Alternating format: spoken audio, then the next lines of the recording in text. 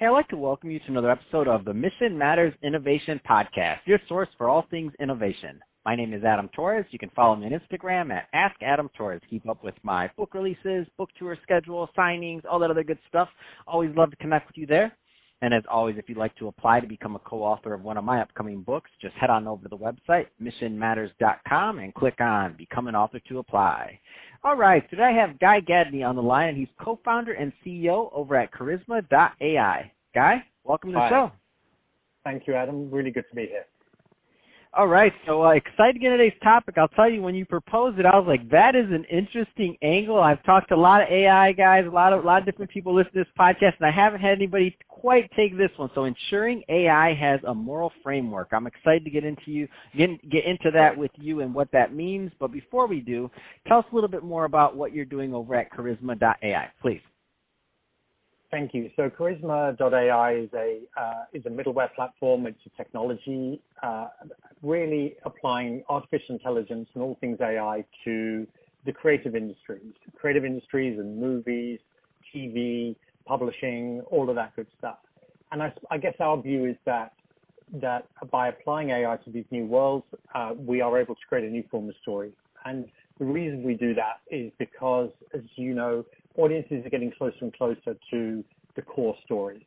And indeed, storytellers want to get close to their audiences. So you can see people like Netflix, everyone in Silicon Valley, they're wanting to get closer by doing interactive TV dramas. We're getting interactive narrative games coming out through Steam, through Telltale Games, through all of these different companies that are doing great things.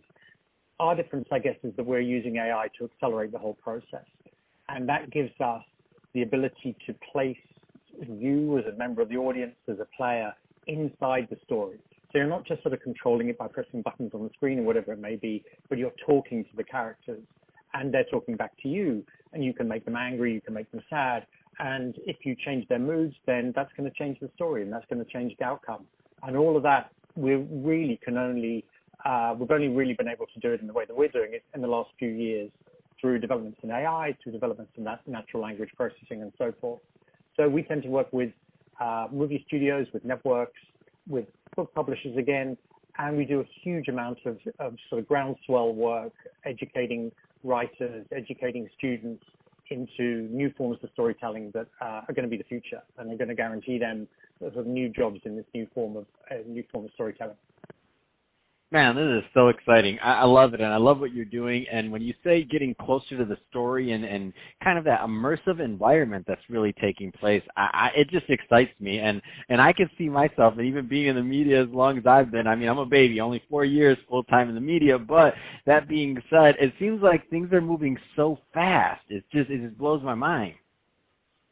It's moving incredibly fast. And I think the reason for that is because the technology is now there for these innovations. You know, it's taken a while for it, and indeed, you know, in some ways, in some elements of the technologies have been there for decades. In some ways, you know, these choose your own adventures and even the early CD-ROMs, they're experimenting with it.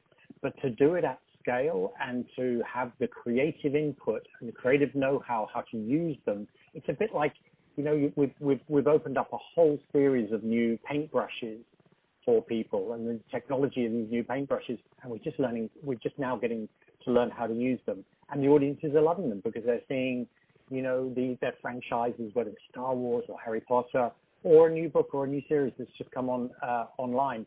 You know, they're seeing these stories in a new form, and they're loving it because they feel a part of it. And I think that's the sort of driving human element of all of these things. We want to feel close to the characters we love and part of the stories that we want to be a part of. Man, Guy, you're getting me all fired up. I'm like, man, I want to go make something right now. This is good. You're getting me all excited.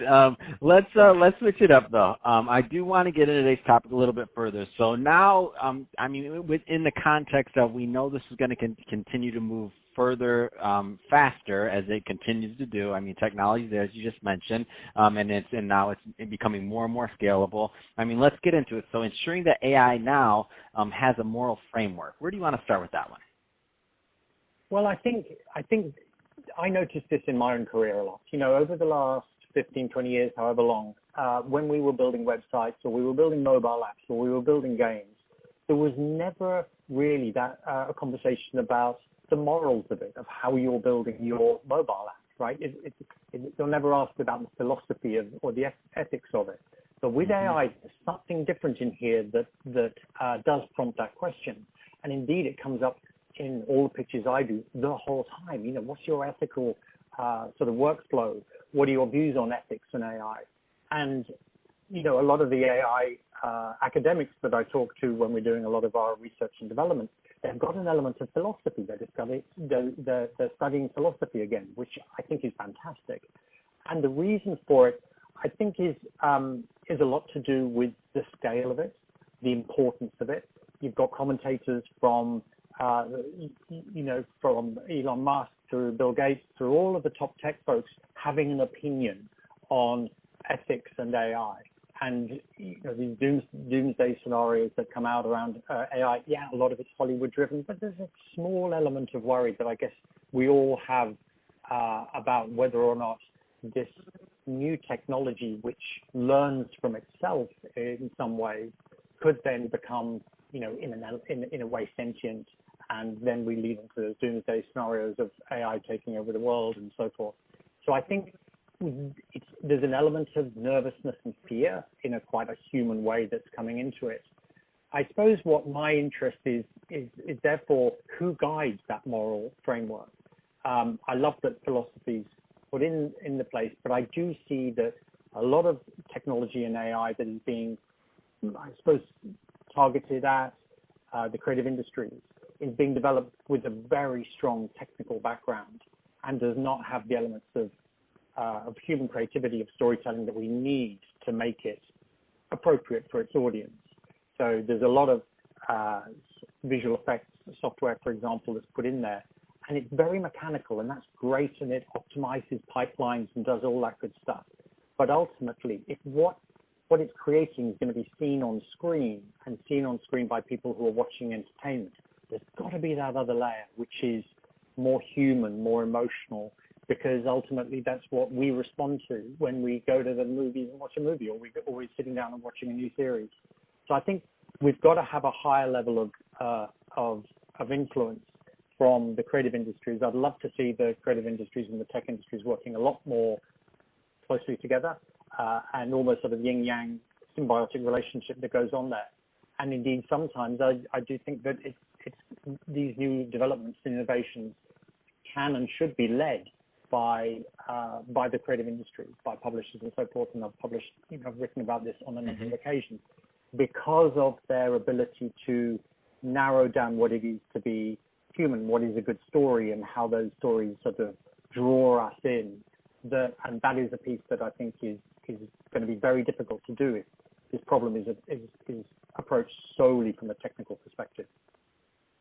And I definitely agree with you. And I can't wrap my mind doesn't go that far to the doomsdayers. I can't get my head around that one yet. It's a little far out. I can't picture that yet. Not saying they're wrong, not saying they're right. I just personally can't picture that yet. But what I can picture, and where we're at right now, and where I see this kind of like apex, if you will, I remember when I was growing up, we had, if there was a video game, maybe Grand Theft Auto or something. There you go. That was like, there was this big conversation around, should we allow like video games? It's violent. What does that do to our youth?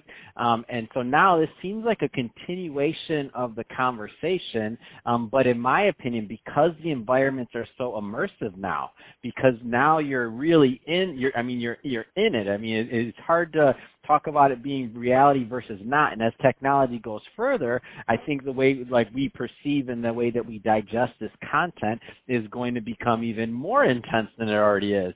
So you add those two things together, and to me, it becomes even more important to start that conversation of the moral framework and how we develop things and how we distribute stories now, because as it gets further along, I mean, I don't know where we're heading.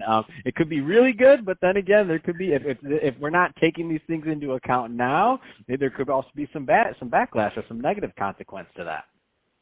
And I think you're dead right. And I think there is, if we get it right, there are incredible positive consequences as well. Absolutely. And the negative ones, there was a good case study I'm sure a lot of your listeners will be aware of when Microsoft released a chatbot called Tay, And Tay was coded so that it would largely learn off the conversations it was having with folks on the internet.